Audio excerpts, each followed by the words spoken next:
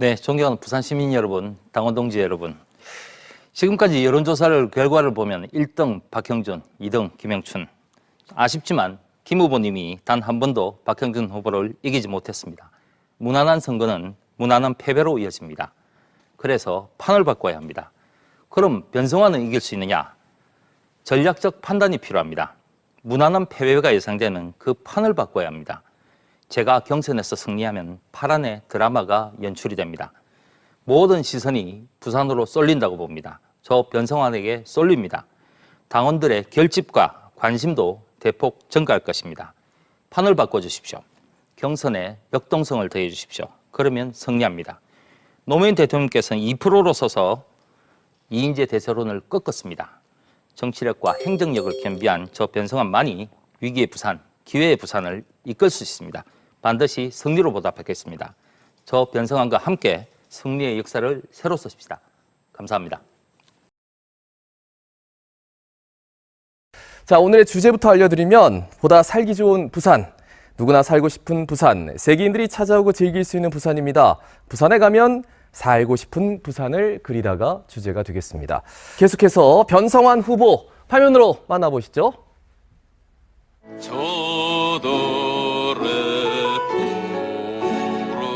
마지막 의전 행정관이었습니다.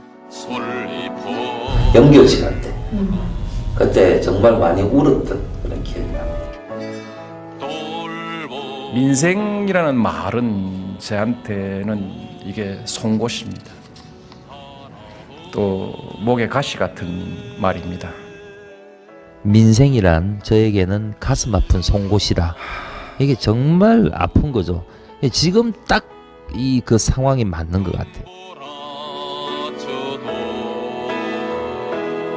열심히 하세요.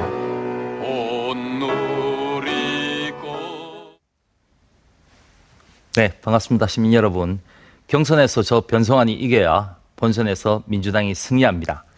이미 역전의 드라마가 펼쳐지고 있습니다. 민주당의 승리의 확신을 드리겠습니다. 시정의 연속성을 담보할 수 있는 유일한 후보, 부산 전문가 변성환입니다. 변성환 후보 역시 마찬가지로 1분 드리겠습니다. 기조연설 시작해 주시죠. 이번 선거는 1년 3개월 임기에 부산시장을 뽑는 선거입니다. 파악하고 준비할 시간이 없습니다. 부산은 지금 유례없는 위기를 맞고 있습니다. 코로나19로 민생 경제가 무너지고 있습니다. 지켜내야 합니다. 하지만 희망이 보입니다. 가덕신공항, 2030 부산 엑스포, 수많은 기회 사업들이 부산에 다가오고 있습니다. 이 기회를 반드시 잡아내야만 합니다. 이 위기를 막아낼 것인가, 위기를 막고 기회를 잡아낼 것인가, 할 수 있느냐 없느냐, 그것이 이번 선거의 유일한 의미라고 봅니다. 이런 중요한 엄중한 상황에서 초보 운전자에게 부산시정을 맡길 수는 없습니다. 위기를 막고 기회는 잡아내겠습니다. 그간의 부산시정을 지켜왔던 부산 전문가 변성환, 저에게 부산을 맡겨주십시오. 감사합니다. 자, 가덕신공항의 이번의 의미, 특별법의 의미와 그리고 공항이 가져올 경제적인 가치나 영향력 어떻게 생각하시는지 각 후보들에게 1분씩 질문을 드리겠습니다. 네, 340만 부산 시민, 부울경 800만 부산 시민이 그토록 염원하던 가덕신공항 건설이 이제 꿈이 아니고 현실이 되었습니다. 2021년 2월 26일은 특별법 통과한 날이죠. 이 특별법 통과한 날은 부산 제도약의 신호탄이자 국가 균형 발전의 기념비적인 날로 기억이 될 것입니다. 모두 다 시민 여러분들의 덕분입니다. 그러나 이제 시작입니다. 부산의 100년 대계를 활짝 열 수 있는 열쇠를 하나 쥐은 것뿐이라고 생각을 합니다. 앞으로 우리가 풀어가야 할 길이 더 많습니다. 가덕신공항은 그 마중물이 될 것입니다. 이제 그 마중물을 기반으로 2030 등록 엑스포를 유치를 하고 항만과 철도화가 연계되는 트라이포트의 완성으로 보급 부가가치의 첨단 산업이 부울경 메가시티에 둥지를 튼다면 부산은 다시 한번 대한민국 경제 번영의 대동맥이 될 것입니다. 굳건히 이루어나가겠습니다. 부산에 있어서 관광산업 정말 중요한 산업인데 코로나19로 정말 꽉 막혀있는 이 관광산업, 제도약의 발판은 어떻게 마련해야 할까라는 게 첫 번째 주제입니다. 이 주도권은 김영춘 후보가 갖게 됩니다. 먼저 변성환 후보께 묻겠습니다. 우리 부산 관광이 그 볼거리 또 즐길 거리가 그렇게 많이 없다. 이런 불만들이 많다라는 것 혹시 공감하시나요? 짧게 네, 해주시면. 공감을 합니다. 그래서 우리 부산 관광 지원 정책이 지금 인바운드 관광객을 데리고 들어오는 분들한테 시가 보조금을 주는 뭐 이런 정책이 주가 되어 있거든요. 네. 그렇게 되면은 관광객들의 관광 만족도가 굉장히 떨어지는 하나의 이유가 되는 것 같습니다. 서울이나 이런 큰 여행사에서 관광객을 초빙해오는데 급급한 그런 관광업계의 실정이거든요. 그래서 앞으로 이런 문제들을 어떻게 좀 시정해 나갈 건지, 특히 부시장으로서 또 권한 대행으로서 많은 경험을 해보셨으니까 여기에 대한 보관이나 방침을 좀 말씀해 주시기 바랍니다.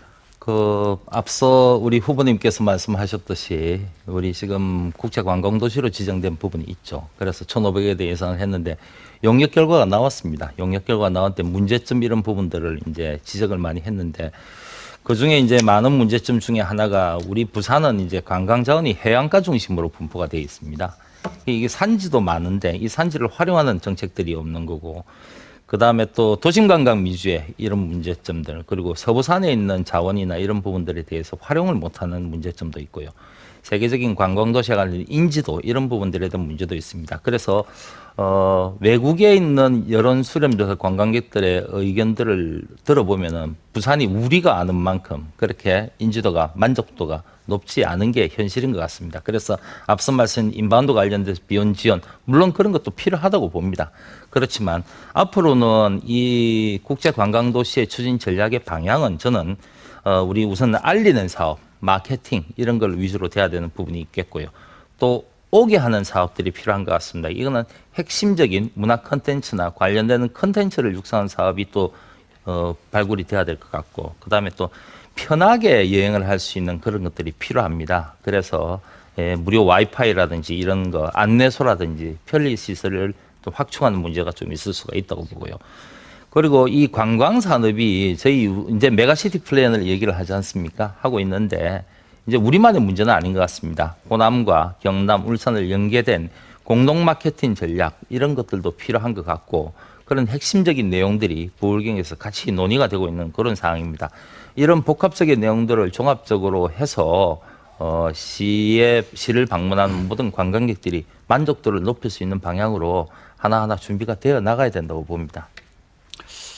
많은 부분을 이야기를 하셨는데 궁극적으로 관광객들이 부산 방문 만족도를 높이고 재방문율을 높이는, 네. 그래서 한 번 왔을 때 좀 오래 체류하면서 부산에서 돈을 좀 많이 쓰게 만드는 그런 방법을 한마디만 딱 말씀해 주시면 어떤 방법이 있을까요? 지금 아마 말씀하시는 취지가 이렇게 우리가 관광산업을 부산에 얘기를 할 때 이런 볼거리가 없다는 거죠. 지금 와서 이제 그냥 하고 이런 게 아마 각종 카지노라든지 이런 거와 관련된 향후의 구상들, 저는 개인적으로는 생각으로는 그런 구상들도 필요하다고 봅니다. 근데 다만 이게 사행산업 위주의 이런 것들이 많이 있기 때문에 조심스럽게 접근해야 될 영역이죠. 그래서 아마 오사카나 이런 쪽에서도 오픈 카지노 이런 거와 관련돼서 얘기를 하고 있는데 이런 상황들을 면밀히 우리 시정도 주시를 해야 되지 않는 생각이 듭니다. 그래서 그런 상황들을 보고 좀 볼거리, 즐길거리가 있는 부산을 만들어 나가는 그런 고민들이 있어야 된다고 저는 생각을 합니다. 예, 지금 볼거리, 즐길거리의 대표가 꼭 카지노만은 아니겠죠? 그렇죠. 저 부산 같은 경우에는 일단 랜드마크도 좀 없는 것 같아요. 대표적인 랜드마크가 이제 광안대교나 영두산공원 이렇게 얘기를 하는데 지금 그런 거는 이제 지나간 그런 버전인 것 같고요. 예, 알겠습니다. 부산을 대표하는 랜드마크도 좀 지어야 될 것 같습니다. 박 후보님께도 좀 물어봐야 되니까. 참 초고층 건물 많죠. 거기에 대해서 여러 가지 도시경관을 좀 더 낮게 하기 위한 방안들이 나오고 있는데 지금까지는 여의치 않는 것 같습니다. 후보들 개개인의 의견을 듣는데 이번 주제는 앞서 말씀드린 대로 변성환 후보가 주도권 토론자입니다. 본인의 의견 피력하시고요. 자연스럽게 또 토론도 이어가 주시면 되겠습니다. 자, 10분 드립니다. 시작해 주시죠. 네. 도시의 경관은 우리 도시의 품격이라고도 얘기를 합니다. 부산은 정말 가진 게 많은 도시죠. 천혜의 자연 환경을 가졌는데 잘 아시다시피 이 자연 환경에도 불구하고 우리가 피난 수도의 과정을 거치고 또 지형적인 요인이나 이런 걸 보면은 도시 경관 관리가 제대로 못 이루어졌다는 그런 얘기를 많이 하고 있습니다. 앞서 화면에서 보셨다시피 LCT나 뭐 그다음에 도시개발 과정에서 난개발로 인해서 산의 중턱에 빡빡하게 들어선 이런 아파트들, 그리고 수많은 고가도로, 그리고 다닥다닥 붙은 이런 고층 건물들, 이것이 부산의 현실인 것 같습니다. 그래서 이런 모습들은 결과적으로는 시민들에게는 또 다른 측면에서는 도시 경관 조망권의 사유화 문제, 이런 문제로도 많이 부각이 되고 있죠. 반면 삼복도로 위에 좀 열악한 지역에 사시는 분들은 고도 제한 이런 걸로 인해서 밤에는 부산의 뛰어난 야경을 볼 수 있는 좋은 모습일지는 모르겠지만 그분들의 입장에서는 재산권의 제약 그리고 재개발에 또 다른 벽이 있는 것도 현실인 것 같습니다. 이런 문제 근간에는 공공성에 대한 문제의식의 부족이 여실히 드러났다고 봅니다. 따라서 이제는 도시의 경관관리나 도시의 건축물 관리가 개발과 확장 중심보다는 시민과 관리 중심으로 전환하는 정책적 방향의 전환이 무엇보다도 필요하다고 저는 생각을 합니다. 특히나 단순히 도시경관이 눈에 보이는 데서 끝나는 게 아니고 우리 시민들의 삶과 문화가 조화롭게 이루어지는 그런 추세에 녹아나는 그런 도시의 경관이 되어야 된다는 생각입니다. 따라서 향후 부산의 도시 경관 방향은 도시공간의 주인인 우리 시민이 주도적인 참여하에서 건축물뿐만이 아니고 공원과 유적, 문화시설 등 주민의 삶과 조화될 수 있도록 지역별로 특화된 방향으로 경관 관리가 이루어져야 된다고 봅니다. 자, 어제 오늘 일은 아니지만 어제 오늘 해결할 수 있는 부분도 아니었기 때문에 지금까지 적체되어 왔습니다. 이제는 인구 절벽이라는 이 얘기 자체가 굉장히 좀 시민들에게 자연스럽게 들린다는 게 더 가슴이 아픈 부분이 있습니다. 자, 인구 감소에 대한 이야기를 좀 해보겠습니다. 주도권은 박인영 후보가 가져가겠습니다. 10분 드립니다. 시작해 주시죠. 우리 변성환 후보께서도 아마 이제 시장 권한대행으로 재직하시면서 부산의 저출산 문제에 대해서 굉장히 깊은 고민을 하셨을 거라고 생각을 합니다. 네. 그리고 부산만의 또 어떤 특별한 대책이 있어야 한다고도 고민하셨을 거라고 생각을 하는데요. 부산의 저출산 대책, 가장 근본적인 대책은 뭐라고 생각하십니까? 저희들은 아까 이제 4차 저출산 종합대책을 만들었습니다. 제 있을 때 만들었죠. 네. 작년 연말에 발표를 한 내용 중에 핵심적인 내용이 뭐냐면은 좀 과거하고 다른 점이 우선 청년의 기본적인, 그러니까 젊은 층의 기본적인 생애 주기, 일을 중심으로 놓고 그 생애 주기를 전반적으로 그 주기 전체를 놓고 저출생 대책을 만들어야 된다는 게 핵심입니다. 그리고 두 번째는 이제는 과거의 출산율 제고 정책, 합계 출산율을 높이는 정책이 아니고 삶의 질의 만족도를 높이고 그리고 이제 성평등을 구현하는 그런 정책적인 방향을 가지고 있습니다. 그래서 무엇보다도 우리 부산형 저출산 대책의 핵심은 아이를 많이 낳게 하자는 그런 정책이 아닙니다. 아이를 낳게 되면 건강하게 아이를 출생하도록 하고 키우고 지원하는 시작부터 시작해서 나중에는 양성평등적 관점에서 이제 아이가 크기 좋은 환경, 주거라든지 육아 지원, 그다음에 직장, 안심사회 이런 것들을 만들어가는 그런 눈높이 대책에 포인트를 두고 있다고 말씀을 드리겠습니다. 네, 저도 그 말씀에 동의를 하고요. 더 이상 그 저출산 대책이 출생률 그리고 출생아 수에 맞춰져서는 안 된다고 생각을 합니다. 그를 통해 그 가정을 이루는 분들이 행복을 찾을 수 있어야만 저출산 문제 극복될 수 있을 거라고 생각을 하고요. 자, 이번 순서는 시민이 묻고 답하다입니다. 미리 부산 시민들에게 부산시장에게 오늘 주제인 부산에 가면 살고 싶은 부산을 그리다와 관련해서 가장 묻고 싶은 질문을 받았습니다. 인터뷰 영상을 보시면 시민이 특정 후보를 지명해서 질문을 하는데 해당 후보께서는 1분간 이에 대한 답변을 해주시면 되겠습니다. 역시 타이머가 작동하니까 시간 안배 잘해주시고요. 먼저 인터뷰 영상 화면으로 만나보시죠. 변성환 예비 후보님께 여쭤보겠습니다. 황사와 더불어 미세먼지 문제가 심각한 요즘입니다. 특히 부산은 항만을 끼고 있어서 두 아이를 가진 엄마로서 늘 걱정이 많습니다. 후보님께서는 미세먼지와 관련된 어떤 대안을 가지고 계신지 궁금합니다. 네, 미세먼지는 방금 말씀하셨듯이 시민의 건강과 직결되는 문제입니다. 자연 재난 수준이죠. 그래서 이제 부산에 저희들 시 차원에서 제가 권한 대행을 할 때도 열심히 이 부분에 대해서 대책을 마련하고 했는데 우선은 부산의 미세먼지 현황은 다른 시도와 좀 다른 특성이 있습니다. 제1의 항만 도시이기 때문에 이 배에서 나오는 이런 항만과 관련된 미세먼지의 비중이 방출 비중이라고 하죠. 제일 높습니다. 그래서 우선 항만을 이용하는 선박 그리고 항만에 출입하는 차량 이런 것에 대한 미세먼지 저감 대책을 집중적으로 국가와 같이 추진을 하고 있습니다. 특히나 공회전이라고 그러죠. 바다에서 이제 배를 그냥 돌릴 때 쓰는 그거를 방지하기 위해서 AMP라고 전기, 육상에 정착을 해서 전기로 공급하는 정책들도 하고 있습니다. 더불어 우리 대중교통과 지하도 등 시민 체감 영역의 미세먼지도 굉장히 중요한 영역이기 때문에 공기 질 문제를 포괄적으로 개선하는 대책을 앞으로 마련하도록 하겠습니다. 자, 이번에는요.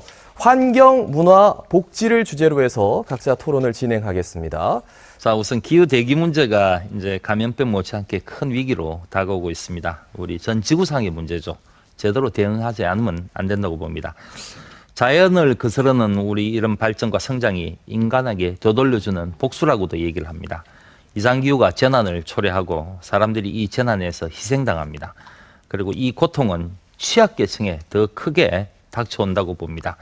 이제 더 이상 지구에 폐를 끼치는 인간이 아니라 상생할 수 있고 공존이 가능한 환경을 만드는데 다 같이 노력을 할 때라고 생각을 합니다. 특히 부산은 이제 공항 문제부터 시작해서 앞으로 많은 개발 사업을 눈앞에 두고 있습니다. 이 개발 사업들이 환경을 해치는 방향이 아니고 환경과 조화를 이루는 방향으로 나아가는 것이 매우 중요하다고 생각을 합니다. 직접적으로는 해운대에 닥친 우리 빌딩풍이나 우리 월파 경우에서 보는 것처럼 부산 시민을 위협하는 상황들이 벌어지고 있습니다. 직간접적인 영향 모두를 살펴 개발 사업이 더 이상 환경 파괴를 하는 것이 아니라 살리면서 갈 수 있도록 준비를 해야 될 때입니다. 뿐만이 아닙니다. 주민과의 이해관계에 의한 충돌도 계속되고 있습니다. 그간 우리 뿌리 산업이 더 나은 환경을 만들기 위해 펼친 노력들도 이런 이해관계 충돌에 막혀서 난항을 겪고 있는 문제도 있고 쓰레기 배출과 매립 문제에 있어서도 주민 충돌이 그치지 않고 있는 상황입니다. 일방적인 희생을 강요하는 방식으로 이 문제를 해결할 수는 없다고 봅니다. 오랫동안 시간을 끈 부산의 식수 문제 역시 우리가 해결해야 될 난제입니다. 결국 소통이 이 문제를 해결할 수 있는 키라고 봅니다. 생활 쓰레기와 재활용 문제도 주민들이 직접적인 피해를 겪거나 어려움을 느끼고 있습니다. 보다 근본적인 해결 방안을 찾는 노력이 필요하다 하겠습니다. 그 수준 높은 예술의 향유 기회를 제공하는 면에서 매우 중요하다고 생각을 합니다. 우리 단원이 몇 명이나 근무하고 계시는지 알고 있습니까? 그 아마 7개 그 밑에 이제 한 400명 좀 넘는 걸로 제가 알고 있는데. 네, 맞습니다. 한 400명 정도 되는 것으로 파악이 됩니다. 근데 혹시 이 시립예술단원들의 정년은 혹시 몇 세 정도인지 파악하고 계십니까? 그게 이제 400명이면 300인 이상 기업이기 때문에 법상으로 60세가 정년인 걸로 제가 알고 있습니다. 네, 맞습니다. 네.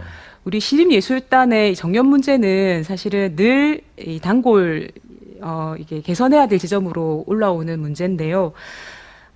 시립예술단 단원들이 60세로 정년이 보장하면서 새로운 젊은 예술인들이 진출할 수 없는 그런 길을 막고 있기 때문에 문제라는 생각이 듭니다. 하지만 그렇다고 해서 이분들의 정년을 보장하지 않는 것도 법적으로도 불가능하고 저는 뭐 도덕적으로 타당하진 않다고 생각을 합니다. 그렇다면 이분들이 어느 나이 이상이 되면 역할을 좀 다르게 주거나 임무를 좀 다르게 줘서 오히려 이분들의 역할을 높이면서 젊은 예술가들이 진출할 수 있는 기회를 넓히는 방향이 고민돼야 된다고 생각을 하는데요. 벼성환 후보께서는 아마 권한대행을 하셔서 이 문제 고민하셨을 것 같은데 네. 대책이 어떤 대책을 갖고 계십니까? 예술단 문제와 관련된 뭐 앞서 말씀드렸듯이 법상 규정이기 때문에 뭐 300인 이상 종사자를 거느린 사업체는 무조건 뭐 60세가 정년입니다. 그건 뭐 어쩔 수가 없는 당연히 권리죠. 근로자의 노동자의 권리입니다. 그래서 보장이 돼야 되는 건 당연한 건데 방금 얘기했듯이 이 예술단이라는 게 어떤 양면이 있는 것 같아요. 이렇게 정년까지 다 채우다 보면 워낙 나이 많은 사람이 안정적으로 하다 보니 새로운 인물, 새로운 젊은 층의 예술가들이 못 들어온다는 진입장벽이 된다는 그런 의견도 있는 반면에 이 노련, 경륜, 노숙한 이런 예술가는 함부로 하루 이틀 만에 되는 게 아니다. 뭐 이런 의견도 있는 것 같습니다. 그런데 다만 저도 이제 시에 근무를 하면서 그런 부분에 고민을 많이 했는데 우리 후보님께서 말씀하시는 바와 같이 중도점 찾은 하에서 새로운 바람을 일으키는 정책적 고민들은 필요하다고 봅니다. 그래서 뭐 신입사원으로 채용하기 전에 이런 뭐 수습 뭐라고 해야 되나 뭐 단원이라고 한다든지 아니면은 이런 제도적 장치를 마련한다든지 방금 후보님께서 말씀하시는 그런 아이디어도 좋은 방안이라고 생각합니다. 그래서 그런 부분에 대해서는 고민을 좀 많이 해야 된다고 생각을 하고 있습니다. 우선 변성환 후보께 묻겠습니다.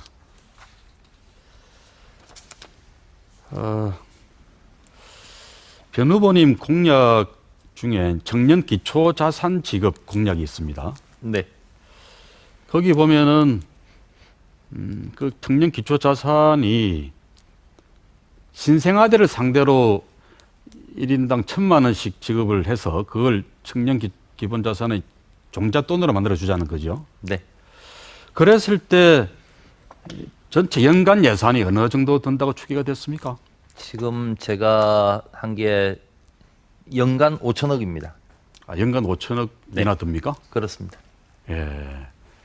자, 그런데 그 돈을 청년들이 그 신생아가 바로 받을 수 있는 것도 아니고 이제 일종의 미리 적금이죠.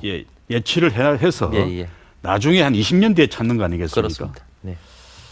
그래 20년 뒤에나 찾을 수 있는 사업인데 거기에 연간 5천억을 들인다 그러면은 지금 당장 떠나가는 청년들 또 지금 부산에서 미래를 찾지 못하고 방황하고 고민하는 이 살고 있는 우리 부산 청년들을 위해서 쓸 돈이 너무 아깝지 않나요? 거기에 돈을 더 많이 쓰고 이런 데다가 20년 뒤에 찾을 수 있는 이런 데다가 연간 5천억을 쓴다는 것은 너무 좀 현재의 어려운 부산의 입장에서 보면 한편 좀 사치스럽다, 좀 한가하다 그런 생각까지 드는데 어떻게 생각하십니까? 그게 왜 그런 생각 드는지 저는 이해를 잘 못하겠습니다. 왜 그러냐면은 이제 여러 후보님들의 예산 공약 중에 아마 제가 제일 예산이 적게 드는 공약을 발표한 후보가 아닐까 생각이 드는데요.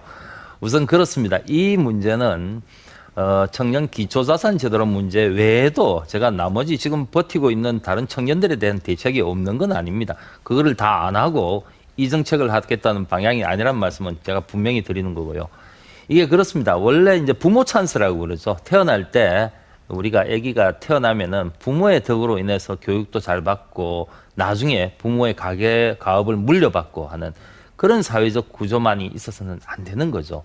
그래서 그걸 혜택을 못 받는 애들이 대부분이기 때문에 그런 애들은 사회 찬스를 줘야 된다고 생각합니다.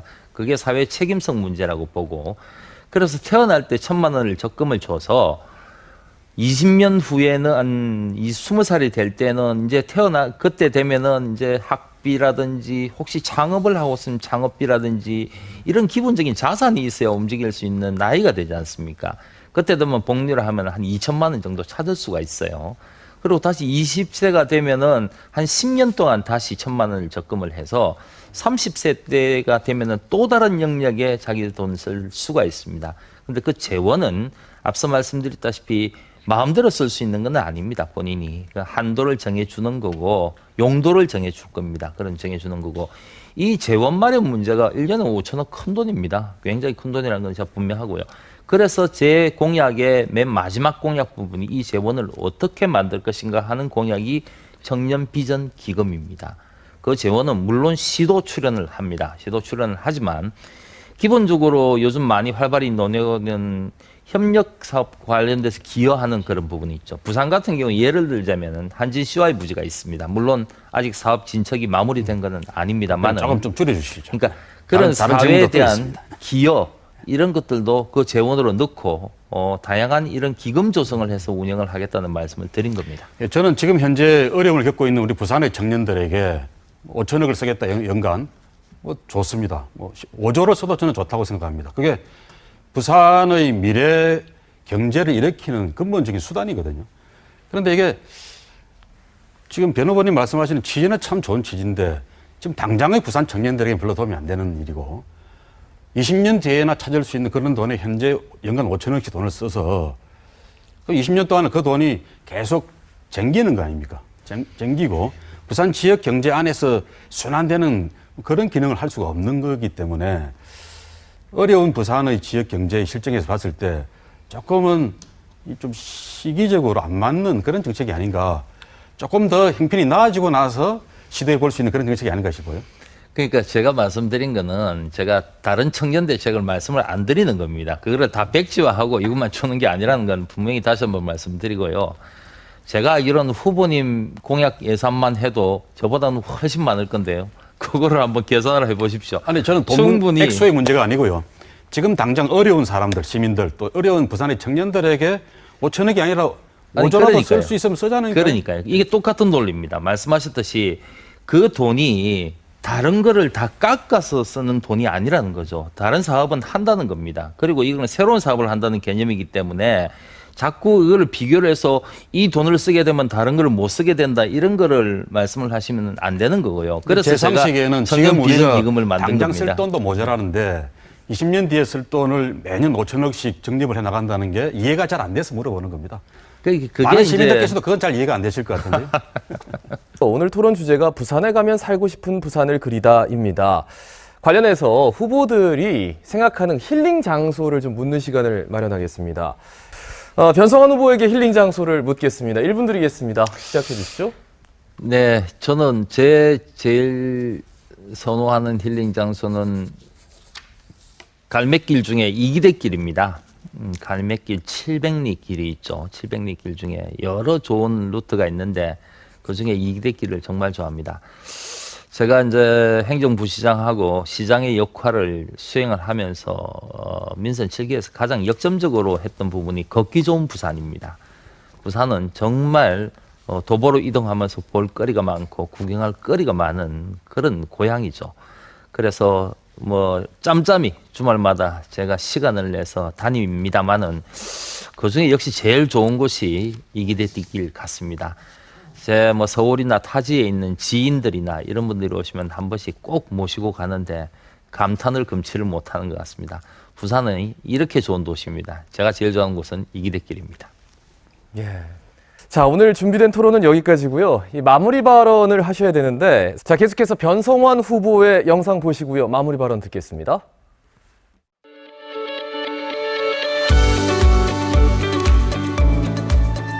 판을 다시 짜야 합니다.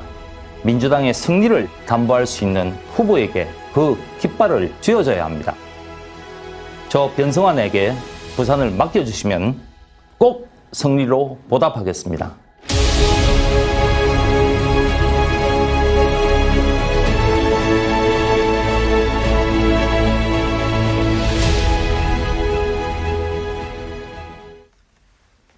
네, 존경하는 시민 여러분, 그리고 우리 민주당원 여러분. 이번 선거의 승패는 민주당 지지자들이 다시 한번 민주당을 선택해 줄 것인가 아닌가에 달려 있다고 생각을 합니다. 민주당이 배출한 시장이 문제를 일으켰지만 이번 후보들 면면을 보니 유능함으로 부산을 책임질 수 있겠구나. 결국 국민의힘으로는 안 되겠구나. 이 사실을 다시 한번 상기하고 힘을 하나로 보태는 일이 중요한 것 같습니다. 이길 수 있다는 확신이 생겨야 합니다. 뻔한 선거가 되어서는 결코 민주당이 이길 수 없습니다. 뻔한 선거가 되지 않도록 하는 일, 변성환이 해왔다고 자부합니다. 변성환이 경선에서 이겨야 민주당이 본선에서 이길 수 있습니다. 선거 내내 이번 선거 임기가 1년 3개월에 불과하다는 말씀을 드렸습니다. 부산의 위기를 말씀드렸습니다. 부산에 찾아온 기회도 말씀드렸습니다. 그래서 파악하고 준비할 시간이 없겠구나. 초보 운전자로는 안 되겠구나. 이제는 오히려 시민들께서 말씀하십니다. 시정을 잘하는 부산 전문가 변성환.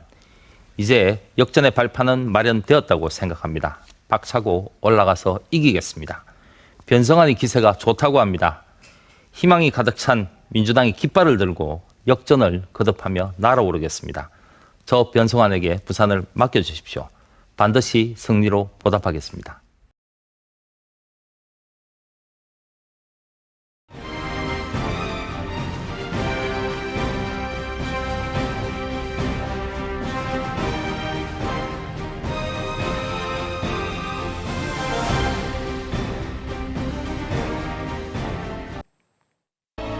제가 민주당에 입당한 이유는 바로 부산입니다.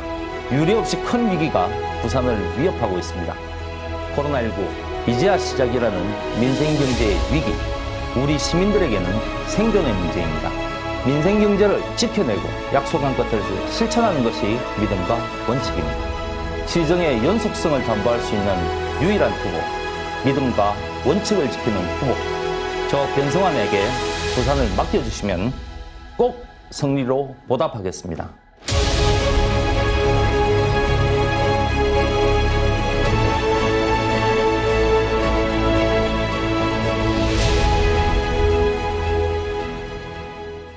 사전에 저희가 조율을 한 대로 변성환 후보부터 출마 의견을 청해 듣겠습니다. 존경하는 부산 시민 여러분, 이번 선거는 1년 3개월 임기의 시장을 뽑는 선거입니다. 파악하고 준비할 시간이 없습니다. 부산은 지금 유례없는 위기를 맞이하고 있습니다. 코로나19로 민생 경제가 무너지고 있습니다. 지켜내야만 합니다. 한편 부산에는 수많은 기회 사업들이 지금 이루어지고 있습니다. 부산의 100년을 결정할 수 있는 기회가 찾아왔습니다. 모두 다음 시장 임기 내에 뿌리를 내려야 합니다. 모처럼 찾아온 기회를 잡아낼 수 있을 것인가? 위기를 막아내면서 기회를 살릴 수 있는가 없는가? 그것이 이번 선거의 유일한 의미입니다. 이런 엄중한 상황을 초보 운전자에게 맡길 수는 없습니다. 위기는 막고 기회는 잡아내겠습니다. 그간 부산을 지켜왔던 후보, 길을 잘하는 시장 후보 변성환이 하겠습니다. 저 변성환에게 부산을 맡겨주십시오. 감사합니다. 우선 제 앞에 프레젠테이션이 준비가 되어 있습니다. 프레젠테이션은 무대 옆으로 나와서 프레젠테이션을 진행을 하시고 다른 후보들은 프레젠테이션 내용에 대해서 질문을 해주시면 됩니다. 먼저 변성환 후보의 프레젠테이션을 들을 텐데요. 앞에 보시면 표시가 되어 있습니다. 그 자리로 나가서 4분간 내가 꿈꾸는 부산이란 주제로 발표를 해주시기 바랍니다.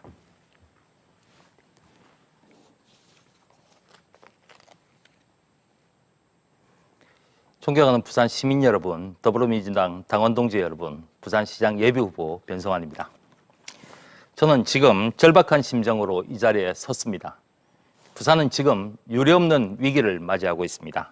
그리고 부산의 100년을 결정지을 기회가 함께 찾아왔습니다. 부산은 국민의힘에서 집권한 지난 23년간 50만 명의 인구가 감소하였고 GRDP 전국 비중은 반토막이 났습니다. 노인과 바다, 부산의 현실을 뼈아프게 비유하는 단어가 되었습니다. 매년 1만 명에 가까운 젊은 청년들이 도시를 떠나고 있습니다. 말만 무성하던 사업들이 이제야 본궤도에 오르고 있습니다. 문재인 대통령과 부산민주당 정권이 만든 성과입니다. 이번 선거는 1년 3개월 임기의 시장을 뽑는 선거입니다. 위기를 막고 기회를 살려낼 수 있느냐 없느냐, 이것이 이번 선거의 유일한 의미입니다. 제가 시장이 되면 크게 3가지를 하겠습니다. 첫째, 코로나 방역과 경제의 2마리 토끼를 잡겠습니다. 생태계가 무너지는 것은 순간이지만 한번 무너진 생태계를 다시 복원하는 것은 힘든 일입니다. 부산 시민의 삶의 생태계가 더 흔들리지 않도록 하겠습니다. 둘째, 모처럼 잡은 부산의 기회를 반석 위에 올려놓겠습니다. 지금 부산은 많은 사업들이 진행되고 있습니다. 지켜내고 연계사업 확실히 꾸려서 부산의 근본을 바꾸고 체질을 개선하는 일, 오직 해낼 수 있는가 없는가의 문제입니다. 차질 없이 진행하겠습니다. 셋째, 부산의 비전을 바로 세우겠습니다. 이제 바닷길에 이어 하늘길과 땅길이 열립니다. 잠재력이 충만한 도시, 매력적인 도시에 제대로 된 활로가 뚫리는 것입니다. 이를 중심으로 연계사업들을 착실히 꾸려내면 부산은 그야말로 날개를 달게 될 것입니다. 저는 이번 부산의 기회를 살려 우리 부산을 사람과 기업이 찾는 도시로 만들겠습니다. 더는 부탁하지 않아도 되는 도시, 당당하게 서는 부산을 만들겠습니다. 그러기 위해서는 무엇보다 훌륭한 인재가 넘쳐나는 도시가 되어야 합니다. 아무리 제도와 인프라가 갖추어진들 그것만으로는 부산의 활력을 만들 수 없습니다. 문제는 사람입니다. 그래서 제가 제안하는 비전은 청년도시 부산입니다. 지정학적 이점과 천혜의 자연환경 위에 세계적 인프라에 갖추어지면 그 토대 위에서 청년들이 마음껏 제 뜻을 펼칠 수 있는 도시, 부산이 낳고 기른 융합형 인재들이 세상을 웅변할 수 있는 도시. 그래서 사람과 기업이 몰려오는 그런 도시. 완전히 새로워지는 부산. 당당한 청년도시 부산을 만들기 위한 기초를 임기 중에 꼭 이루어내겠습니다. 저는 항상 신뢰라는 말을 가슴에 품고 있습니다. 시민과의 약속을 생각합니다. 민선 7기 부산민주당 정권이 했던 약속, 2019년 문재인 대통령님을 모시고 부산 시민 모두에게 했던 부산 대개조의 약속을 지키겠습니다. 그 약속을 지키기 위해 이 자리에 섰습니다. 희망이 가득 찬 민주당의 깃발을 들고 역전을 거듭하며 날아오르겠습니다. 저 변성환에게 부산을 맡겨주십시오. 반드시 승리로 보답하겠습니다. 감사합니다. 네, 말씀 잘 들었습니다. 변성환 후보님 자리로 모시고 질의응답을 이어가겠습니다. 자, 후보 프레젠테이션에 이은 상호 질문입니다. 30초간 질문을 하시고 1분간 답을 하는 겁니다. 먼저 박인영 후보께서 변성환 후보에게 30초간 질문을 해주시고 우리 변성환 후보께서는 1분 내에 답변을 해주시기 바랍니다. 질문 부탁드리겠습니다. 네, 먼저 우리 변성환 후보가 꿈꾸는 부산에 대한 프레젠테이션 잘 들었습니다. 네. 하고 싶은 일을 3가지로 꼽으시면서 첫 번째로 방역과 경제를 다 잡는 시장이 되겠다라고 말씀하셨는데요. 저는 100% 동의 드립니다. 저는 지난 1호 공약으로 코로나19 극복, 민생경제 회복을 가장 먼저 말씀드렸습니다. 민생경제는 지금 회복하지 않으면 앞으로 회복하는데 더 긴 시간이 필요할지 모른다라고 하는 변성환 후보의 말씀도 동의하고요. 부산의 민생경제 지금 무너지지 않도록 하는 구체적인 대책 추가로 좀 설명 부탁드리겠습니다. 네, 저는 권한 대행을 하면서 지난 1월에 정부의 제3차 재난지원금 지원에 맞춰서 저희들도 부산형 재난지원금을 이미 발표를 하고 지금 2,220억 정도에 되는 규모의 예산을 지금 시민들께 드리고 있습니다. 물론 이 부분들이 다는 아니라고 봅니다. 지금 워낙 경제 생태계가 위급하기 때문에 응급처치로 저희들이 우선을 드렸다는 말씀을 드리고요. 지금 시 차원에서도 그 사각지대, 그 재원을 통해서도 다 보충할 수 있는 그런 부분에 대한 부분들을 찾고 있습니다. 그래서 저는 앞으로 시장이 되면은 그 사각지대가 뭔지 다시 한번 꼼꼼히 살펴볼 생각이고요. 그리고 그것만이 문제가 아니고 새로운 미래를 열 수 있는 우리 소상공인이나 자영업자들이 미래에 다시 딛고 설 수 있는 그런 대책들에 대해서도 심도 깊게 검토하겠다는 말씀을 드립니다. 네, 질문에 대한 답이 충분히 되셨으리라고 믿습니다. 이어서 김영춘 후보의 30초간 질문에 이어서 역시 마찬가지로 변성환 후보님의 1분간 답변이 이어지겠습니다.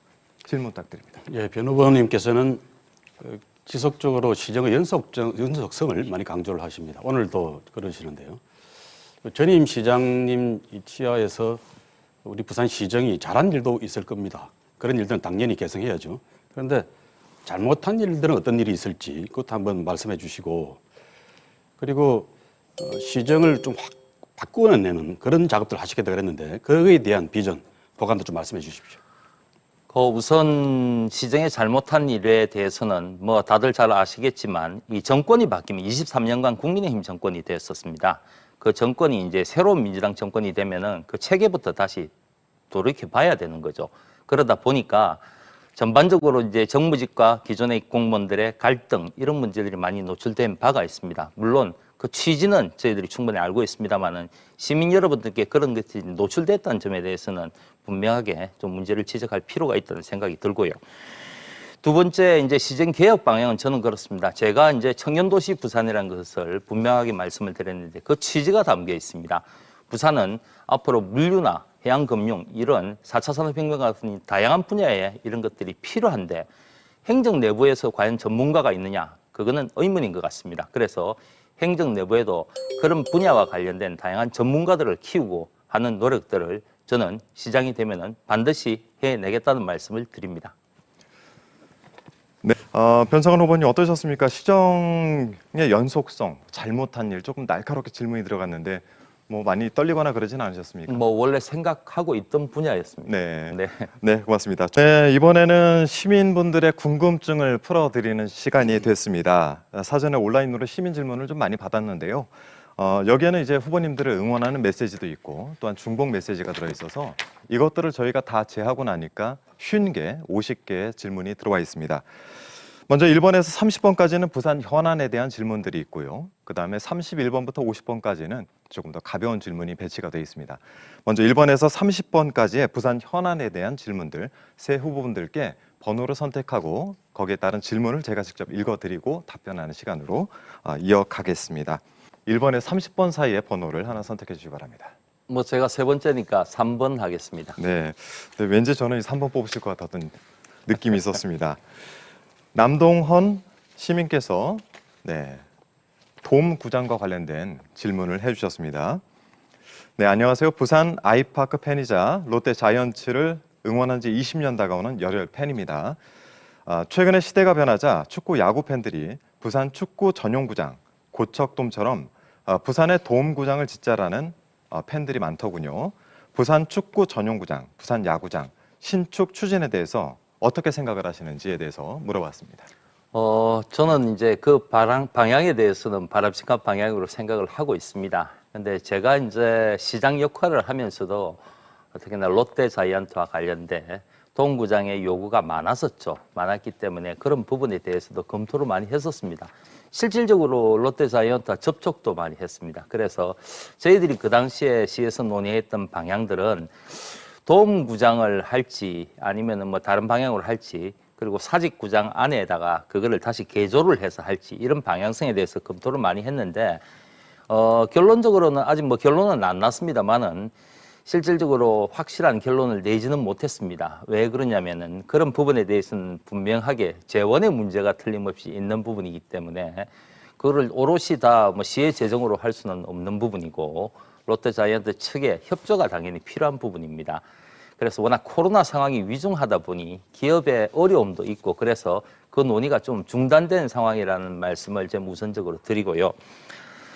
이 도움구장의 부분은 우리 더불어민주당의 이제 이광재 우리 의원님 같은 경우 뉴딜 관련돼서 위원이시죠. 그런 부분도 이제 55억 옥창을 옮기고 그런 데다 바닷가로 바로 할 수 있는 도움구장을 만들자.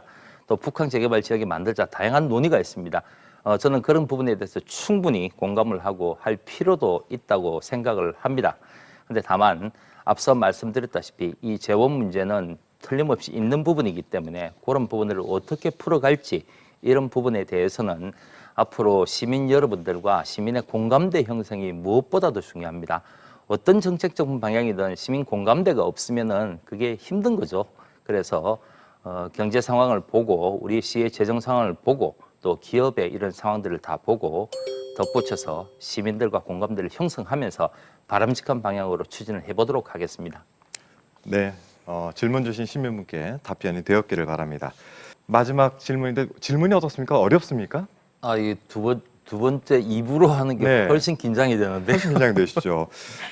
자, 번호를 그러면 잘 고르셔야 됩니다. 번호 골라주십시오. 섭섭하실까 봐 끝번호 하겠습니다. 50번 한번 해보겠습니다. 50번. 굉장히 어려운 질문인데요. 어떡하죠? 네, 질문 드리겠습니다. 김재훈님께서 질문을 한마디로 주셨습니다. 나를 딱 한 단어로 표현한다면? 그건 굉장히 2분 동안 그 말을 하고 의미를 부여를 해야 되는 그런 그렇습니다. 질문이었습니까? 어렵습니다. 네. 굉장히 어려운데요. 저를 딱 한 단어로 표현을 하자. 저는 이제 제가 항상 품었던 이런 생각, 이런 부분들이 부산입니다. 그러니까 제가 단어를 표현을 하라고 하니까 제 마음속에는 항상 있는 말을 질문하신 분께 드리고 싶어요. 그래서 제 마음속에는 항상 부산이 있습니다. 제가 아시다시피 제 소개부터 이제 들어가야 되겠네요. 2분 동안 하니까. 제가 고향은 부산이죠, 당연히. 초중고를 부산에서 나왔습니다. 공직 생활의 시작도 부산에서 했고 마무리도 부산입니다. 이제 앞으로 남은 인생도 부산에서 정치를 하려고 하는 거죠. 그런 소중한 고향이 제한테는 부산입니다. 그리고 항상 제 공약이나 이런 부분에 있어서 항상 방향은 부산의 시민을 향하고 있습니다. 부산을 향하고 있는 거죠. 누구보다도 부산을 잘 아는 사람이라고 항상 자부를 하고 있습니다. 제 많은 공직 생활의 경험 중에 한 5년 정도 되는 기간이 제가 부산시의 최고위층에 있었습니다. 기획관리실장, 그리고 행정부시장, 그리고 시장의 역할을 했죠. 권한대행. 사실은 탑에 있는 1, 2, 3 역할을 다 해봤습니다. 그래서 누구보다도 부산을 잘 알고 부산의 미래 비전을 정확하게 제시할 수 있는 그런 사람이라고 생각을 합니다. 그래서 앞으로의 저의 방향도 그런 방향으로 추진을 한다고 말씀을 드릴 수가 있겠고요. 어쨌건 저는 이제 뭐 여러 가덕 이렇게 호칭을 붙인 이런 우리 김영춘 후보님도 계시고 한데 제 호는 앞으로 부산으로 할까 봅니다. 좋은 말인 것 같으니까 앞으로 제 마음속에 있는 이 부산을 끝까지 지키면서 시민 여러분께 다가서고 부산을 위해서 열심히 노력하겠다는 말씀을 드립니다. 네, 세 분께서 정말 순발력을 발휘해서 답변을 잘 해주셨습니다. 고맙습니다. 이번에는 토론의 하이라이트죠. 정말 상호간에 묻고 싶은 것들이 많으셨으리라고 믿습니다. 1대1 토론을 후보들 간 벌여볼 텐데요. 주제에는 제한이 없습니다. 다만 상호 비방을 하시거나 또 네거티브한 토론이 되지 않기를 꼭 부탁드리지 않더라도 그렇게 해주실 거라 믿고 있습니다. 부산 현안도 좋고요. 여러 가지 후보께서 가지고 나온 내용들에 대해서 질의를 하시는 것도 무방합니다. 다만 1대1 토론에는 발언의 총량이 주어집니다.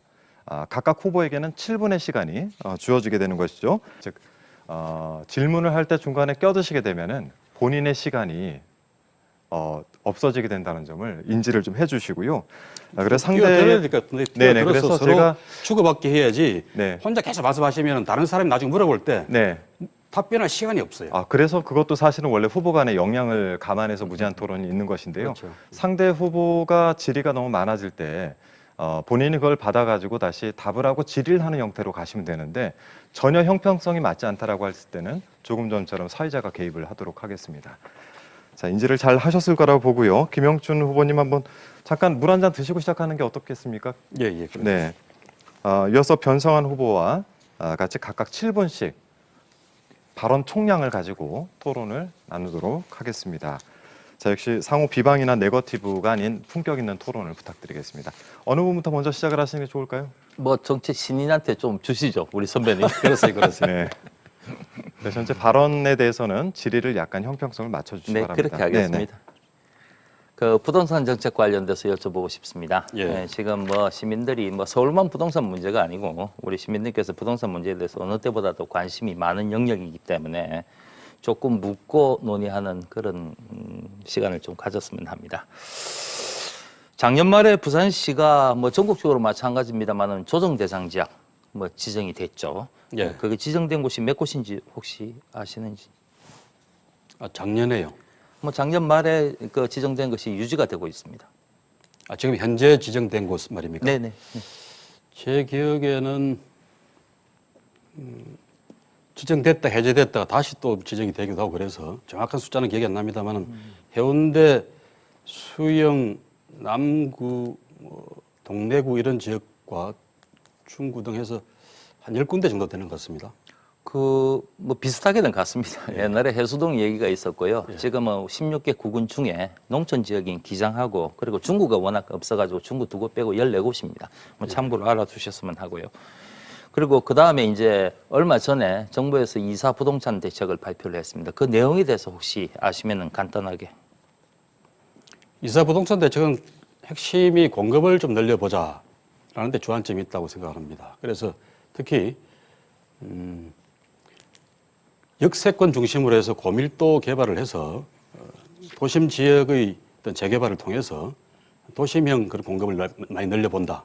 두 번째는 새로운 신도시, 그러니까 기존의 도시인데 그 도시권을 좀 재개발하는 그런 방식으로 새로운 미니 신도시를 만들어서 공급을 한다. 이런 것들 중심으로 공급 우선 정책으로 알고 있습니다.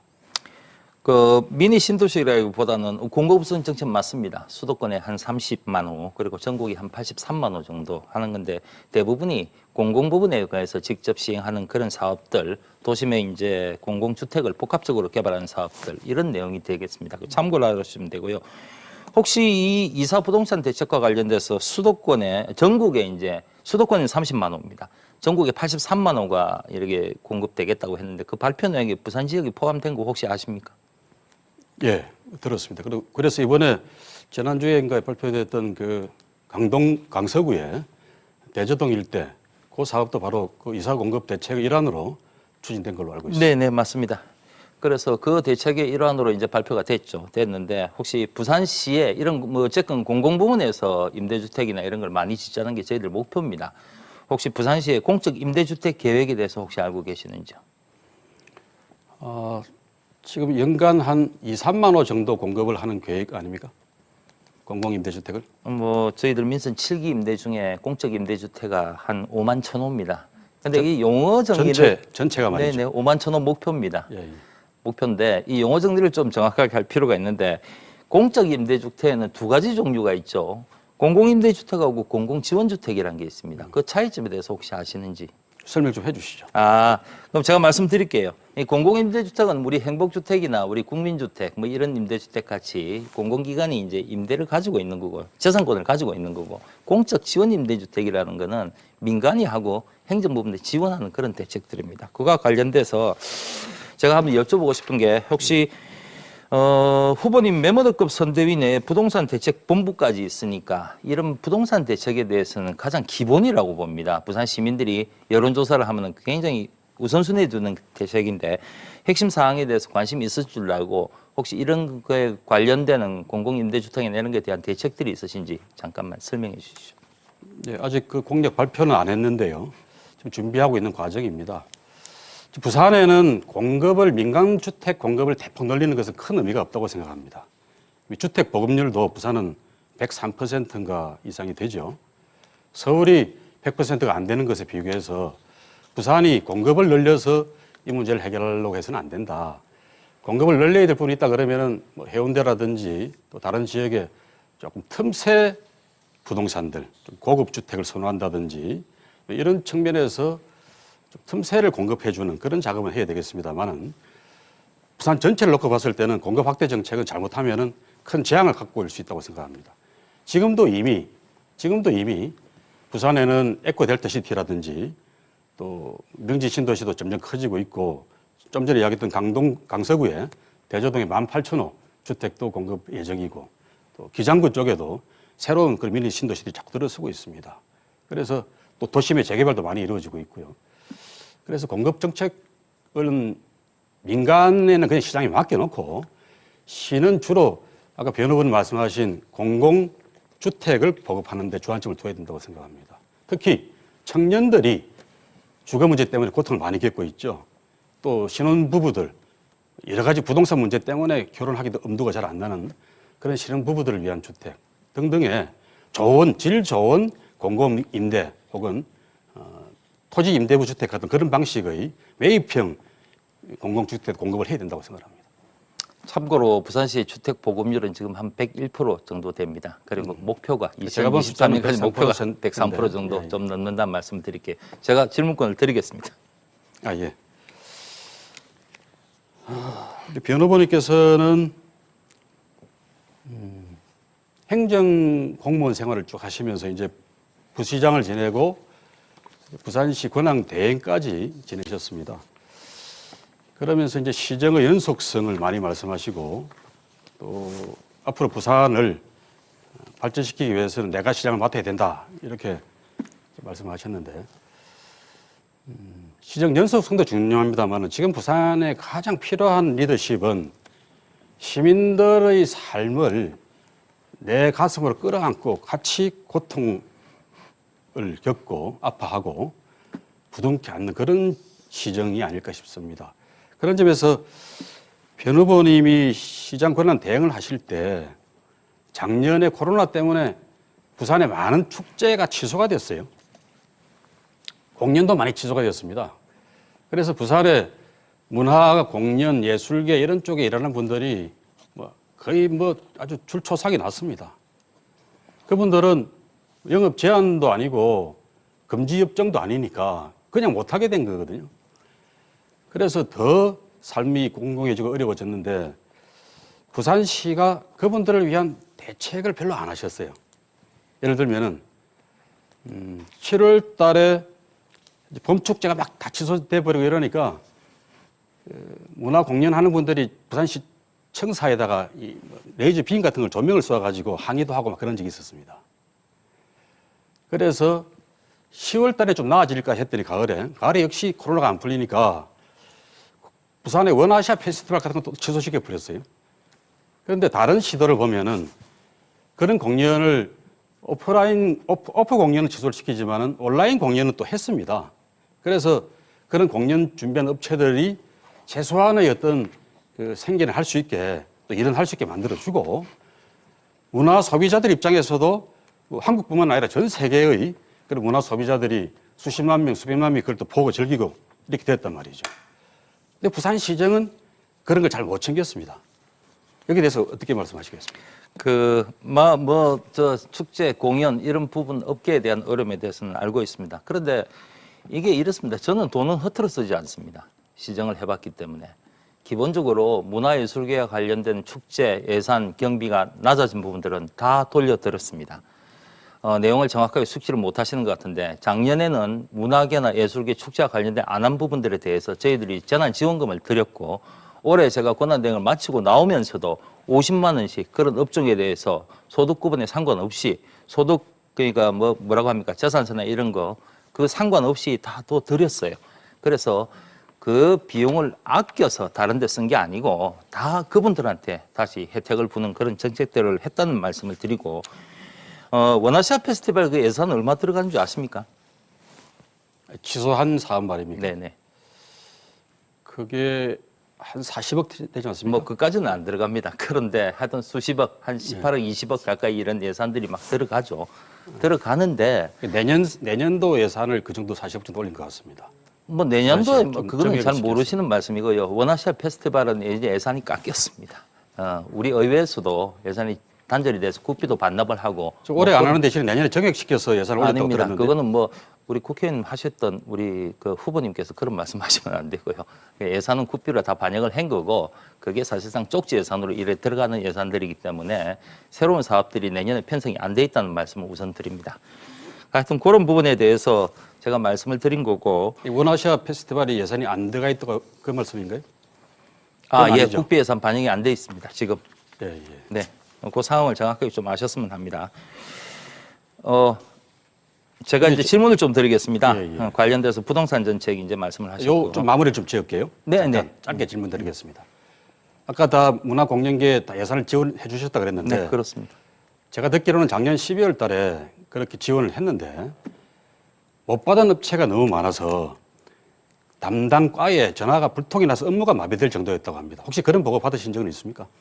저희들이 그 부분만이 아니고 문화예술계뿐만이 아니고 아니 우선 문화예술계만 놓고서 무지 많이 옵니다. 보고 받았습니다. 문화예술계만 놓고 말씀드리는 그렇습니다. 겁니다. 네. 다 주셨다 그랬는데 올해 일부 업체만 지원이 돼서 나머지 업체들이 항의가 빗발쳤다는 겁니다. 제가 말씀드린 취지는 올해 다시 편성해서 문화예술계 지원 예산을 2,220억이라는 그 돈 안에 그런 것들이 들어가 있다는 말씀을 우선 드리는 겁니다.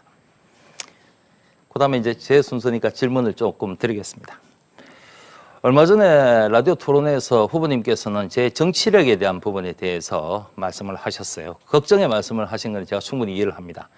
그런데 제가 있으면서 권한대행을 하면서 가덕신공항, 김해신공항과 관련된 백지화를 이끌어냈습니다. 북한 2단계 사업과 관련돼서 우리 부산의 주도적인 컨소시엄 개발을 했었어요.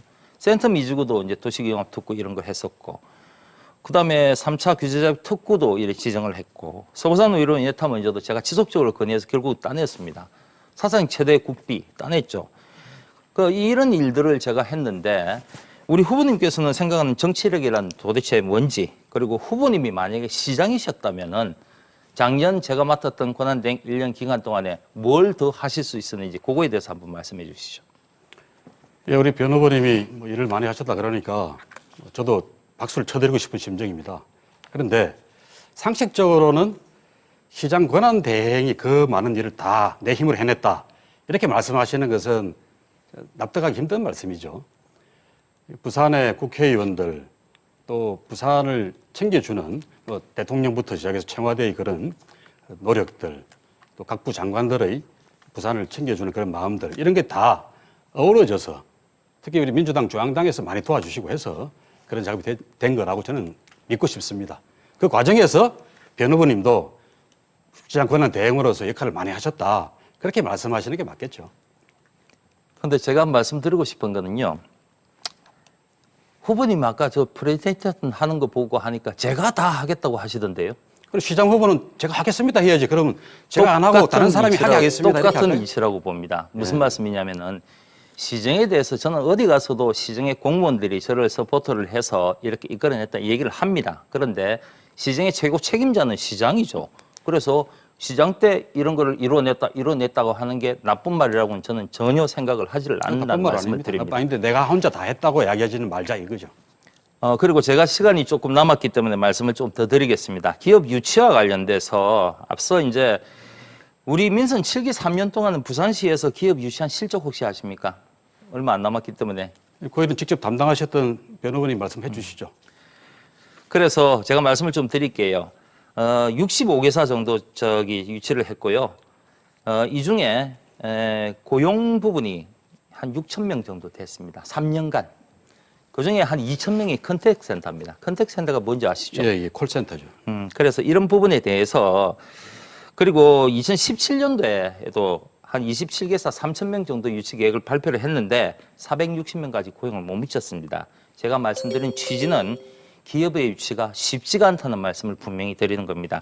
그냥 너무 시민들한테 꿈만 심어줘서는 다른 야당 후보들과 다를 바가 없다는 말씀을 제가 분명히 드리는 겁니다. 꿈꾸지 않으면 절대 성과가 안 나옵니다.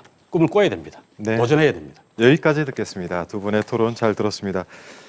이게 초반 토론 시작을 할 때 화기애애한 분위기보다 굉장히 좀 치열한 토론이 되어가고 있습니다. 아마 보시고 계신 시청자분들께서도 이 토론들을 지켜보시면서 각 후보들이 가지고 있는 장점과 단점들을 아마 판단하시리라 봅니다. 자, 이제 변성환 후보와 박인영 후보의 토론인데 변성환 후보께서 잠깐 물 한 잔 드시고 시작을 하셔도 될 것 같은데요. 고맙습니다. 네네. 이어서 하기 때문에 자, 이 자료 찾는 것도 힘드네요. 그러시죠. 자, 짧은 시간 동안에 7분간 서로 주고받는 대화입니다. 그래서 자기 시간을 잘 활용하시기 바랍니다. 이어서 변성환 후보와 박인영 후보의 7분간의 토론 펼치겠습니다. 자, 어느 분부터 주도권을 가져가실까요? 제가 먼저 할까요? 네, 그렇게 하십시오. 직전에 수고하셨으니까 제가 먼저 질의하겠습니다. 먼저 동백전 관련해서 질의를 좀 드릴까 합니다. 네. 우리 변성환 후보께서는 해관부에서 근무하실 때 지역화폐 관련 업무를 하셨던 걸로 알고 있고요. 네. 인천 등 지역에서 지역화폐 도입할 때도 역할을 하셨던 걸로 알고 있습니다. 네. 그리고 부산에 동백전이 도입될 때 저와 함께 그 도입의 과정 그리고 운영 그리고 어떤 어려움이 있는지 어떤 한계가 있는지도 잘 지켜보셨기 때문에 누구보다 잘 아실 거라고 생각을 합니다. 우선 동백전은 그 효과성에 대해서 좀 면밀하게 분석을 해봐야 된다라고 저는 생각하고 있습니다. 그 동백전으로 인한 매출 증가 효과가 치과라든지 대형 학원이라든지 이런 소수 업종에 치중된다라고 하는 지적이 첫 번째 있고요. 같은 그럼 동백전에 투입할 그런 같은 예산이면 오히려 아주 영세한 중소상공인들에게 직접 지원하는 것이 낫지 않냐라고 하는 지적을 하는 분들까지 있습니다. 그리고 이게 동백전은 아직 시행 초기이기 때문에 이 효과성이 뭐 정말 어떻게 지역 경제 활성화에 미치는지 그리고 보완해야 될 지점은 없는지 그리고 이미 기존에 나와 있는 온누리 상품권이나 제로페이로 충분히 대체할 수는 없는 것인지에 대해서도 좀 논의가 필요한 부분이라고 저는 생각을 하고 있습니다. 왜냐하면 지금 코로나19 때문에 민생 경제는 굉장히 위기에 빠져 있습니다. 특히 자영업과 소상공인들은 직접 지원을 당장 원하고 있는데요. 동백전이 지금 과연 확대돼야 되는 시기인가라고 하는 점에서도 저는 좀 의문을 가지고 있거든요. 얼마 전에 우리 김영춘 후보께서 공약을 발표하시면서 동백전의 발행액을 2조 5천억으로 늘리고 캐시백을 12%로 상향하겠다고 발표하셨습니다. 이렇게 되면 아마 동백전에 추가로 투자돼야 될 비용이 3천억 정도라고 예상이 되는데요. 지금 동백전을 이렇게 확대하는 것이 부산시 재정 여건 그리고 코로나19로 어려움에 빠진 이 민생 경제에 효율적인 대책이라고 생각하시는지 시장을 이끌었던 입장에서 한번 분석해 주십시오. 저한테 질문하셔야 되는 문제는. 예, 아까 제가 제 시간을 충분히 운용을 다 했기 때문에. 네네. 예, 제가 동백전에 대해서는 그 지역화폐라는 표현을 원래 쓰면 안 됩니다. 지역사랑 상품권 이런 말을 써야 되는데 왜 그러냐면 화폐라는 거는 그 한국은행, 국가화폐 이런 표현을 쓰기 때문에 옛날에 제가 그 업무를 할 때도 한국은행청에서 그런 거에 대해서 조금 어필을 하시더라고요. 근데 어쨌건 뭐 이런 표현이 많이 유통이 돼 있으니까 그건 차치하고요. 원래 지역화폐 취지는 소상공인 영세 자영업자들 하는데도 물론 있습니다. 그런데 그거보다 더 우선순위에 있었던 게 지역 자금의 역외출을 막는 겁니다. 지역에서 자금이 선순환적으로 돌아가자는 취지에서 만든 겁니다. 그런데 이게 이제 코로나19가 터지면서 작년부터 소상공인이나 자영업자분이 워낙 어려운 그런 상황이기 때문에 거기에 대해 캐시백을 조금 많이 주면은 소비도 진작이 되고 소비자들한테도 또 뭐 어려움에 대한 경제적인 부담도 덜 수가 있는 거고 그리고 소상공인들이 혹시 많이 가면은 그분들에 대한 어려움도 해책을 만들 수 있다는 그런 취지에서 자꾸 내려가는 겁니다. 시책은. 근데 제가 그 방향에 대해서는 바람직한 방향이라고 저는 생각을 합니다. 왜 그러냐면은 물론 이제 여타저타 이런 말들이 많습니다. 이게 과연 지역 경제 선순환 구조에 있어서 실질적인 도움이 되느냐? 방금 우리 후보님께서 말씀하셨듯이 치과, 병원 사실 이런 것보다는 소상공인들이 자영업자, 음식점 이런 분들에 써주는 게 굉장히 맞는 정책인데 그런 문제점이 좀 있죠. 근데 그런 용도와 이런 부분에 대해서는 저는 조금 보완 대책이 마련돼야 된다고 생각을 합니다. 어쨌든 간에 국가 차원에서 이 정책을 발표를 하고 할 때는 수많은 논의의 과정을 거치게 되는 겁니다. 그 논의의 과정에 다양한 얘기가 있었죠. 있었는데 이거를 계속적으로 확대하는 문제는 그만큼 긍정적인 효과가 있다는 반증이라고 저는 보고요. 그런 부분에 대해서는 다만 이제 보완돼야 될 점 이런 부분에 대해서 말씀을 좀 더 개선책은 마련돼야 된다고 생각을 합니다. 두 번째 이제 12% 상향 부분은 돈이 많이 들어가는 사업입니다. 시 재정으로는 참 어려운 겁니다. 그래서 이번에 올해 이제 시에서 하려고 하는 거는 캐시백 10%입니다. 10%를 주는데 그것도 한도를 정해놨어요. 1인당 30만 원. 이런 실링을 줬고 1년에 한 달에 1,000만 원만 쓸 수 있게 하는 한도를 준 겁니다. 그 이유는 오롯이 하나입니다. 재정적인 부담 때문에 그렇습니다.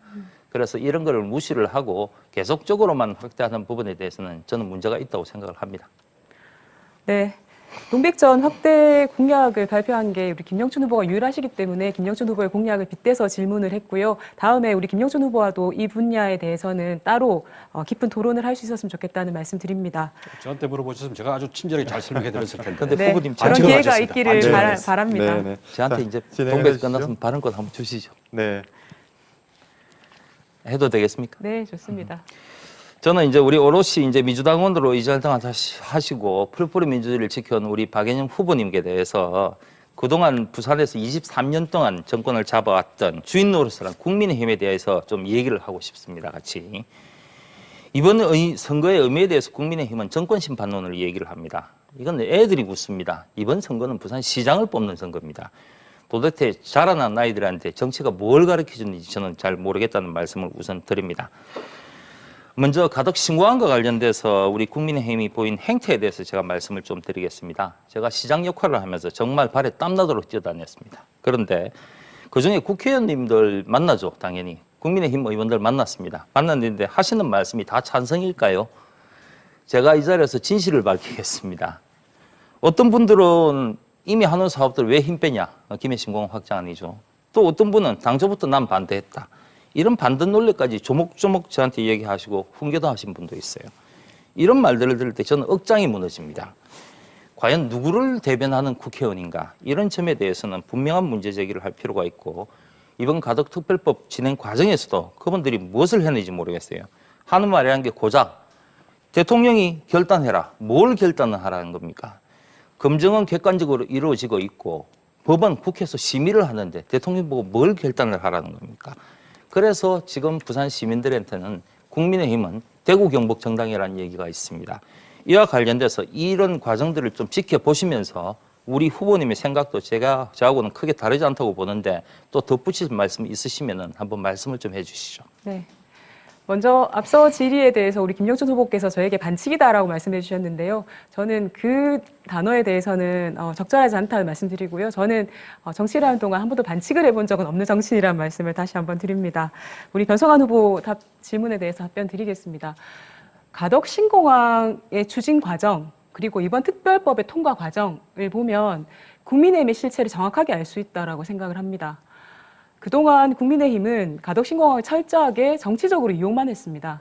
이명박 대통령은 대선 공약으로 냈다가 아예 공항 자체를 폐지시켜버렸고요. 박근혜 대통령도 마찬가지로 대선 공약으로 냈다가 대구 통합공항을 밀어주고 가덕 신공항은 또 폐기해버렸죠. 저는 국민의힘 세력이 부산 시민들을 조금이라도 두려워했다면 이런 결정을 할 수 있었을까라고 하는 생각이 듭니다. 국민의힘은 철저하게 대구 경북 눈치만 보는 정당입니다. 이번 가덕신공항 특별법 처리 과정에서도 국민의힘 소속 의원들 중에서 찬성표를 던진 의원은 33명에 불과하고요. 24분은 반대, 10분은 표결을 포기하셨습니다. 이 소극성을 넘어서서 저는 사실상 반대 당론을 채택한 게 아닌가 이런 생각이 듭니다. 결국 불경 국회의원들 빼고 국민의힘 나머지 의원님들은 다 반대한 셈이거든요. 국민의힘은 철저하게 부산 시민들에게 기회는 받았으면서 부산 시민들을 배신한 정당이라고 생각을 합니다. 문제는 국민의힘이 이런 태도를 보이는 것이 부산 시민들의 자존심마저 꺾는다라고 하는 것이 가장 큰 문제라고 생각을 합니다.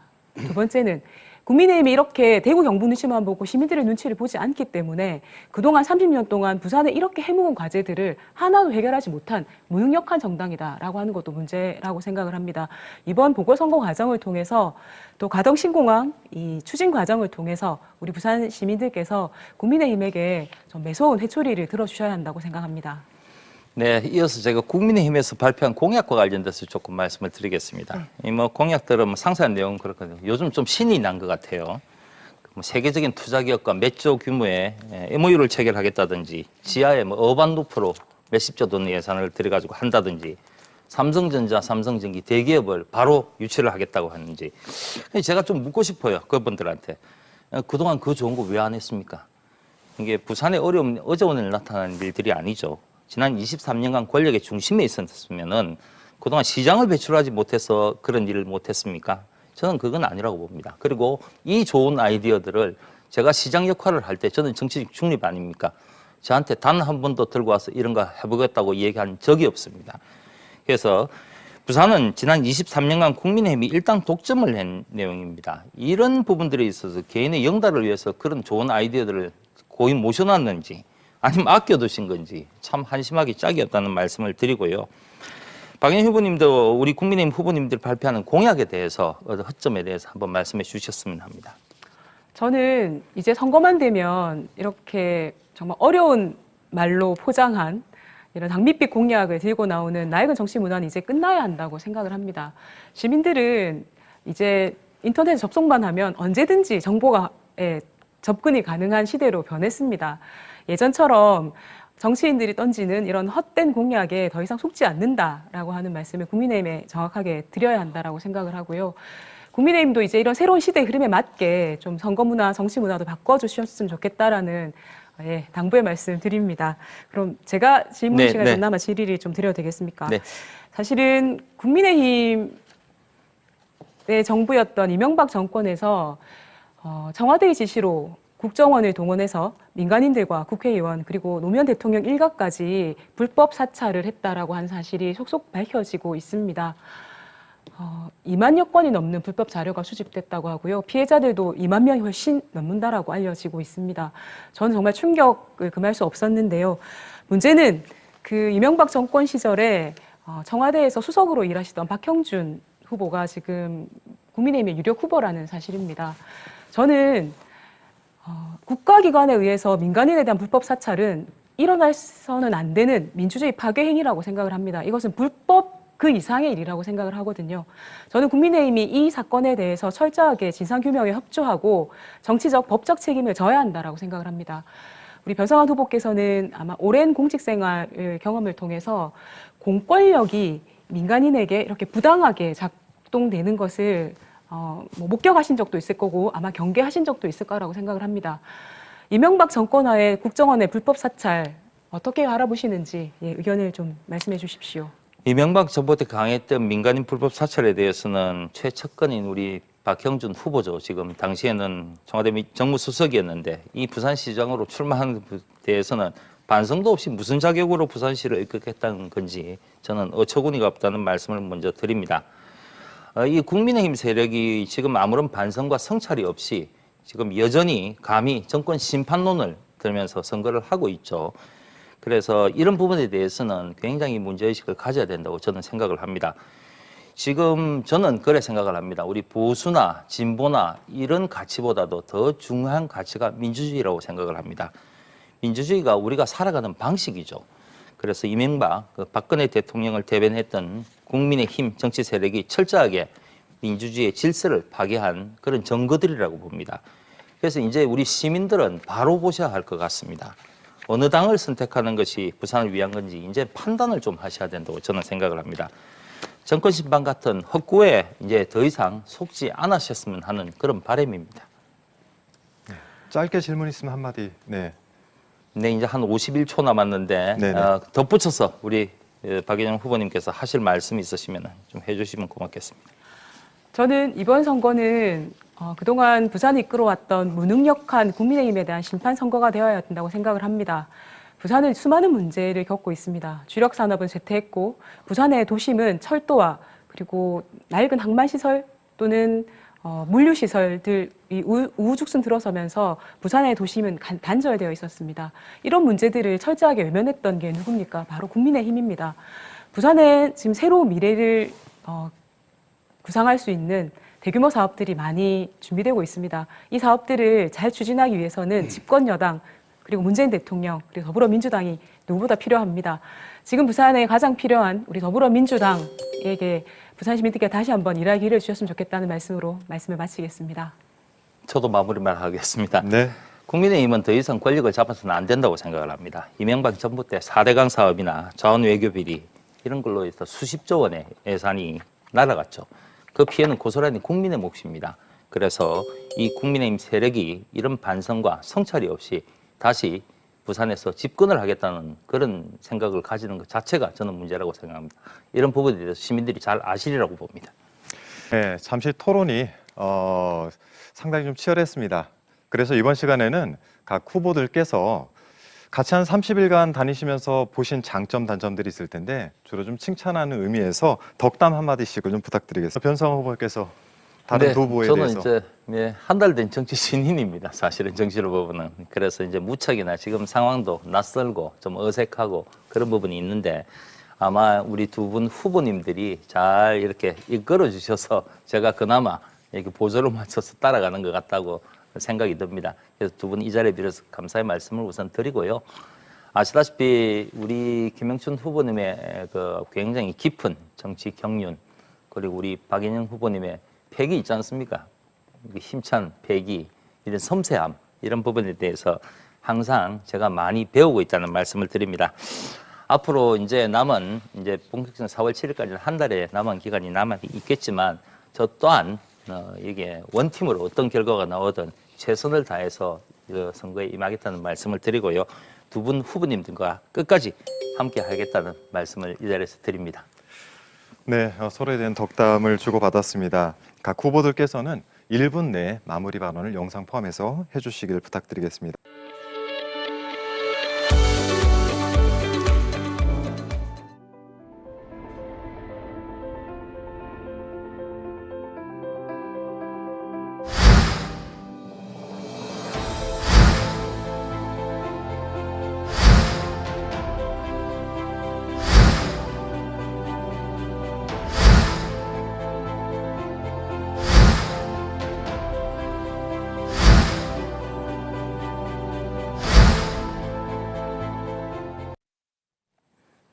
네, 존경하는 부산 시민 여러분, 당원 동지 여러분. 지금까지 여론조사를 결과를 보면 1등 박형준, 2등 김영춘. 아쉽지만 김 후보님이 단 한 번도 박형준 후보를 이기지 못했습니다. 무난한 선거는 무난한 패배로 이어집니다. 그래서 판을 바꿔야 합니다. 그럼 변성환은 이길 수 있느냐? 전략적 판단이 필요합니다. 무난한 패배가 예상되는 그 판을 바꿔야 합니다. 제가 경선에서 승리하면 파란의 드라마가 연출이 됩니다. 모든 시선이 부산으로 쏠린다고 봅니다. 저 변성환에게 쏠립니다. 당원들의 결집과 관심도 대폭 증가할 것입니다. 판을 바꿔주십시오. 경선에 역동성을 더해 주십시오. 그러면 승리합니다. 노무현 대통령께서는 2%로 서서 이인재 대세론을 꺾었습니다. 정치력과 행정력을 겸비한 저 변성환만이 위기의 부산, 기회의 부산을 이끌 수 있습니다. 반드시 승리로 보답하겠습니다. 저 변성환과 함께 승리의 역사를 새로 쓰십시다. 감사합니다. 네, 이렇게 세 분의 마무리 발언까지 청해 들었습니다. 오늘 2시간 가까운 시간 동안 세 후보님들 아마도 못다한 말씀들이 많으실 텐데 남은 일정을 통해서 많은 것들을 보여주기를 부탁을 드리겠습니다. 오늘 열띤 토론 펼쳐주신 세 분께 감사드립니다. 고맙습니다. 감사합니다. 네, 시청자 여러분, 오늘 토론회 어떻게 보셨습니까? 더불어민주당의 경선 후보들 이 세 분의 비전을 함께 살펴볼 수 있었고 더불어민주당다운 토론회가 아니었나라는 생각을 감히 해봅니다. 앞으로 일정은 당원 투표와 부산시민 여론조사 각각 50%를 반영해서 3월 6일에 부산시장 더불어민주당 후보를 결정하게 됩니다. 물론 결선 투표가 있을 경우에는 3월 14일 그 발표가 있을 예정입니다. 오늘 주제였던 부산 찬가, 과연 부산에서 누가 부산 찬가를 부르게 될지 시청자 여러분께서도 끝까지 관심 가지고 지켜봐 주시길 부탁드리겠습니다. 오늘은 여기서 마치겠습니다. 고맙습니다.